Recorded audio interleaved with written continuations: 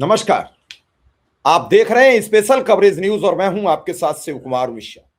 मेरे पीछे एक तस्वीर है। यह तस्वीर मोदी सरकार के 5वें नंबर पर गिने जाने वाले पंचायती राज्य मंत्री, कृषि मंत्री शिवराज सिंह चौहान की। आपको पीछे कागज के कुछ टुकड़े उड़ते दिखाई दे रहे हैं। ये टुकड़े उस बिल के हैं जो बिल आज संसद में पास हो रहा है। बिल क्या था, क्यों नाराज हैं, ये पूरा स्पीच और वीडियो भी आपके समक्ष दिखाएंगे। लेकिन उससे पहले मैं आपको बताऊं क्या है बिल और क्यों फाड़ के फेंक दिए विपक्ष ने टुकड़े उनके ऊपर, क्या वजह है, क्या कारण है।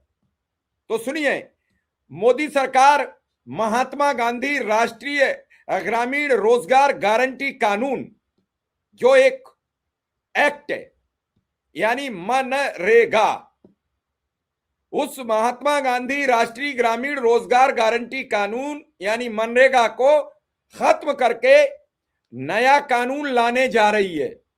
इसका नाम विकसित भारत जी राम जी होगा। इसमें रोजगार के 100 दिन से बढ़ाकर 125 दिन किए जाएंगे। ये बात कह रही है भारत की सरकार और कह रही है कि हम दिन बढ़ाने जा रहे हैं, मजदूरों को काम देने जा रहे हैं। लेकिन यहां एक बड़ा लोचा, अब इसका भार राज्य सरकारों पर रहेगा।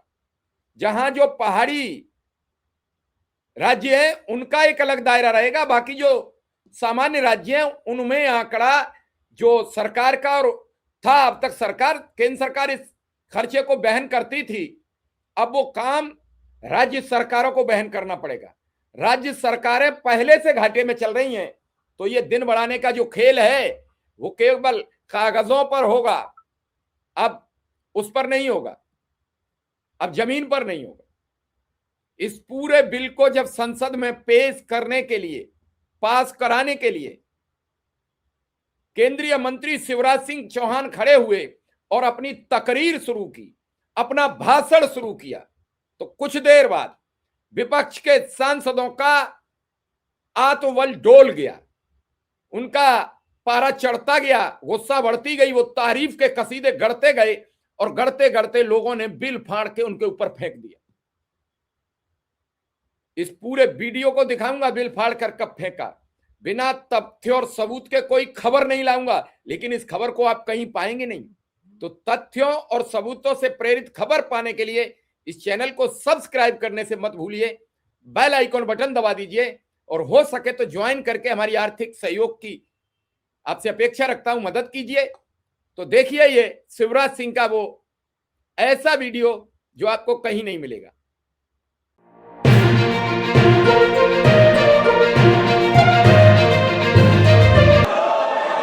सदस्य, आपको देश की जनता ने कागज फेंकने के लिए नहीं भेजा है, आपको चर्चा करने के लिए भेजा है। और मैंने कल सभी मान्य सदस्यों को पर्याप्त अवसर, पर्याप्त समय चर्चा के लिए दिया है। ये संसदीय परंपराओं के अनुरूप भी नहीं है और भारत के लोकतंत्र के अनुरूप भी नहीं है। मैं आज दावे के साथ कहना चाहता हूं और इस पवित्र सदन के माध्यम से देश की जनता को भी, माननीय अध्यक्ष महोदय, मैं कहना चाहता हूं, इस बिल के नाम में ही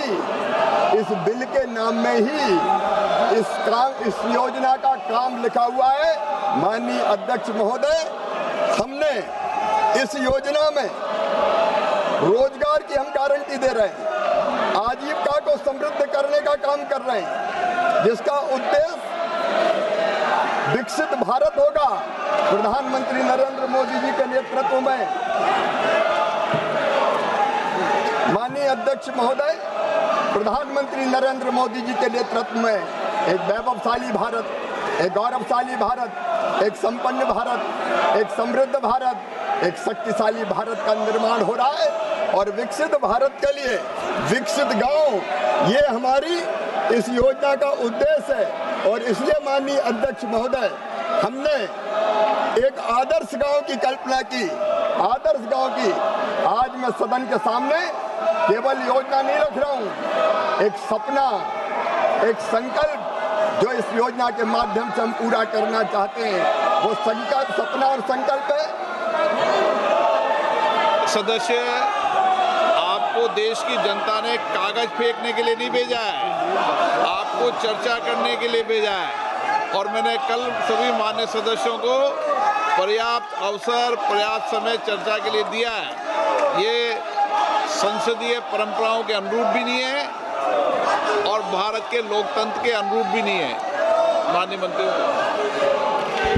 माननीय अध्यक्ष महोदय, हमारे सपनों का गांव, आदर्श गांव जो नरेंद्र मोदी बनाना चाहते हैं, एक विकसित गांव, माननीय अध्यक्ष महोदय, जो स्वावलंबी हो, जो रोजगार से युक्त हो, जो गरीबी से मुक्त हो, जो सुविधाओं से संपन्न हो, जहाँ शिक्षा हो, जहाँ रोजगार हो, जहाँ समानता हो। माननीय अध्यक्ष महोदय, जहाँ गलियाँ पक्की हो, जहाँ साफ नालियाँ हो, जहाँ जल निकासी की व्यवस्था हो, हर मोड़ पर LED और सोलर की रोशनी हो, गांव में सामुदायिक भवन हो, बहुउद्देशीय भवन हो, सार्वजनिक शौचालय हो।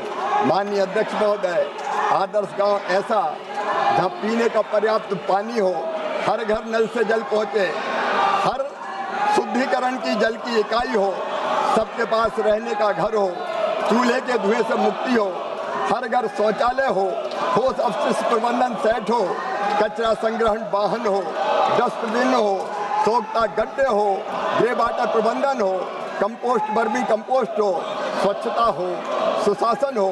माननीय अध्यक्ष महोदय, आदर्श गांव ऐसा चाहिए जहां बीमार होने पर शहर न भागना पड़े, आंगनबाड़ी का भवन हो, पोषण वाटिका हो, बच्चों का पोषण सुरक्षित हो। माननीय अध्यक्ष महोदय, जहाँ हर बच्चे को पढ़ने शहर न भागना पड़े, जहाँ डिजिटल क्लासरूम हो, जहाँ पुस्तकालय की व्यवस्था हो, जहाँ कौशल विकास केंद्र हो, जहाँ प्रशिक्षण केंद्र हो, जहाँ कंप्यूटर हो, जहाँ लैब हो, आधुनिक पढ़ाई हो, ताकि कोई गांव का बच्चा प्रतियोगिता में पीछे ना छूटे।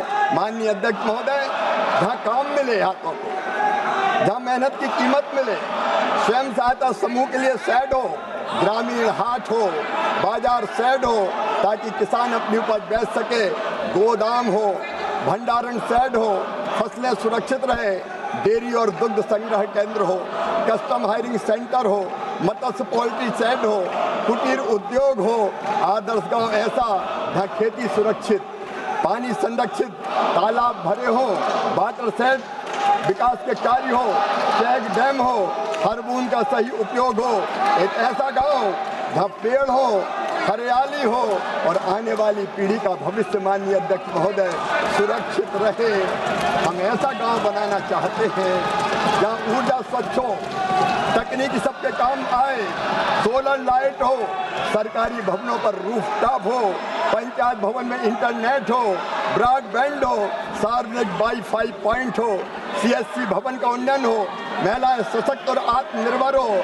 और माननीय अध्यक्ष महोदय, यही आदर्श गांव विकसित भारत की नींव होगा, विकसित भारत की नींव, जहाँ सुशासन हो, जहाँ सबका विकास हो, जहाँ संपन्नता हो, जहाँ अंत्योदय का प्रकाश हो, जहाँ हर हाथ को काम मिले, जहाँ मेहनत का मान सुनिश्चित हो, जहाँ हर खेत हरा भरा हो, जहाँ ग्राम स्वराज का मंत्र हो।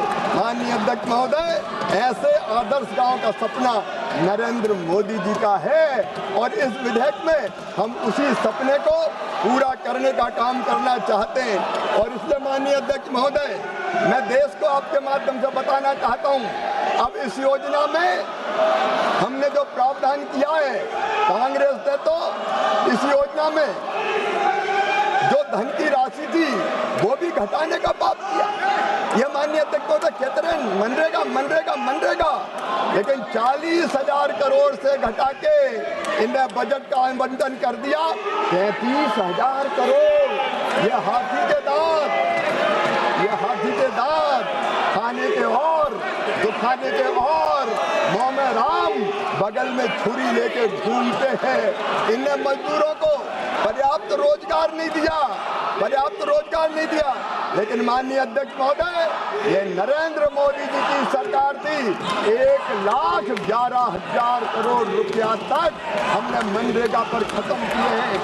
हर खर्च किए हैं, 86,000 करोड़ से ज्यादा का प्रावधान इस साल है। और माननीय अध्यक्ष महोदय, अब हम जो प्रावधान कर रहे हैं उस प्रावधान को भी जान लीजिए। लेकर हम पैसा बचाना चाहते हैं, हम पैसा बचाना नहीं चाहते, हम रोजगार देना चाहते हैं, गांव को विकसित बनाना चाहते हैं। इसलिए इसी साल बजट में प्रस्तावित है 1,51,282 करोड़ रुपया। और ये रुपया कहाँ जाएगा? ये मजदूरों को मजदूरी के लिए भी जाएगा, ये गांव के विकास के लिए भी जाएगा। अकेले भारत सरकार 95,600 करोड़ रुपया खर्चा करेगी। और ये भी अंतिम सीमा नहीं है, जरूरत पड़ेगी तो और पैसा आएगा। मोदी जी है तो मुमकिन है। ये तो एक एक पैसे के लिए रोते थे, इनके पास कुछ था नहीं, लेकिन मोदी सरकार के पास, नरेंद्र मोदी जी के पास गांव के विकास और रोजगार के लिए धन की कमी नहीं है। माननीय अध्यक्ष महोदय, इस योजना के अंतर्गत मैं देश को आपके माध्यम से बताना चाहता हूं, जल संरक्षण के काम लिए जाएंगे। जल शक्ति मंत्री यहाँ बैठे हुए हैं, कई जगह वाटर लेवल बहुत नीचे चला गया है माननीय अध्यक्ष महोदय, और इसलिए जो क्रिटिकल ब्लॉक्स हैं, जो सेमी क्रिटिकल ब्लॉक्स हैं, उन सब में पानी की बेहतर व्यवस्था के लिए 65% राशि तक खर्च की जाएगी। पानी की एक एक बूंद को बचाने का काम होगा। हम तालाब बनाएंगे, सिंचाई के कुएं बनाएंगे, माइक्रो इरिगेशन चैनल बनाएंगे, सामुदायिक जल भराव भूमि का सुधार करेंगे, वृक्षारोपण करेंगे। एक पेड़ माँ के नाम अभियान पर्यावरण बचाने को अभी काम करेगा माननीय अध्यक्ष महोदय। और दूसरी कैटेगरी माननीय अध्यक्ष महोदय, हम सड़कें बनाएंगे, पुलिया बनाएंगे, ग्राम पंचायत भवन, आंगनबाड़ी भवन, ग्रामीण पुस्तकालय, विद्यालय का निर्माण, किचन शेड, अतिरिक्त कक्ष स्कूल में, प्रयोगशाला, स्कूल परिसर की दीवारें, खेल के मैदान, शांति धाम, सामुदायिक काम, सोलर लाइट, ग्रामीण पार्किंग क्षेत्र, प्रधानमंत्री आवास योजना ग्रामीण के आवास, जल जीवन मिशन के अधीन किए गए काम माननीय अध्यक्ष महोदय। और केवल इतने ही नहीं, ये काम तो हम करेंगे, आजीविका से संबंधित काम भी करेंगे। प्रधानमंत्री जी ने संकल्प लिया है हर दीदी को लखपति दीदी बनाने का संकल्प। 2 करोड़ बन गई, अब 3 करोड़ बनाने वाले हैं, और बढ़ाते हुए एक दिन वो आएगा जब देश की किसी बहन की आंखों में आंसू नहीं होंगे, हर चेहरे पर मुस्कुराहट होगी। माननीय अध्यक्ष महोदय, माननीय अध्यक्ष महोदय, एक नए भारत का निर्माण नरेंद्र मोदी जी के नेतृत्व में हो रहा है, और गरीबों के कल्याण में ये योजना महत्वपूर्ण रोल अदा करेगी। कौन कहता है कि आसमान में सुराख नहीं होता, एक पत्थर तो तबीयत से उछालो यारो। माननीय अध्यक्ष महोदय, मैं इन निराश और हताश लोगों को अटल जी की पंक्तियां सुना के अपनी बात समाप्त करता हूँ। गीत नया गाता हूँ, गीत नया गाता हूँ, टूटे हुए तारों से फूटे बासंती स्वर, पत्थर की छाती में उगाया नव अंकर, धरे सब पीले पात, धरे सब पीले पात, कोयल की कुहुक रात, प्राची में अरुणा की रेख देख पाता हूँ, गीत नया गाता हूँ। और ये भी कहना चाहता हूँ कि इनके हंगामे से हार नहीं मानूंगा, रार नहीं ठानूंगा, काल के कपाल पर लिखता मिटाता हूँ, गीत नया गाता हूँ, गीत नया गाता हूँ। विकास का गीत, जन कल्याण का गीत, गरीब कल्याण का गीत। बहुत बहुत धन्यवाद। आपने ये वीडियो देखा? हमें जरूर बताइए, क्या इसमें विपक्षी दलों के सांसदों ने गलत किया, सही किया? बापू हमारे देश की आत्माएं प्रत्येक नागरिक के हृदय में बसते हैं। इस देश को स्वतंत्रता का पाठ पढ़ाकर स्वतंत्रता दिलाने वाले उस मसीहा को आखिर हम मिटाने पर क्यों तुले हैं? क्यों उसके नाम से हमें नफरत है और विदेशों में जाकर हम उनके मूर्ति पर माल्यार्पण करते हैं? विश्व में ऐसा कोई देश नहीं है जहां गांधी की प्रतिमा ना हो। ऐसे पुजारी के अपमान पर हम अपने को क्यों भाग्यशाली मानते हैं? ये मेरा सवाल है। आप इससे सहमत हैं तो, और असहमत हैं तो हमें बताइए जरूर। आखिर हम गांधी के इतना विरोध करते क्यों हैं? हम इस गांधी के देश को गॉडसे के देश में बदलना क्यों चाहते हैं? क्या कारण है? हम पूरे इतिहास भूगोल को नष्ट करने पर तुले क्यों हैं? हम इतिहास और भूगोल से क्या सीख लेते हैं? इस पूरे प्रकरण पर आपका हमें कमेंट चाहिए जरूर। धन्यवाद, नमस्कार।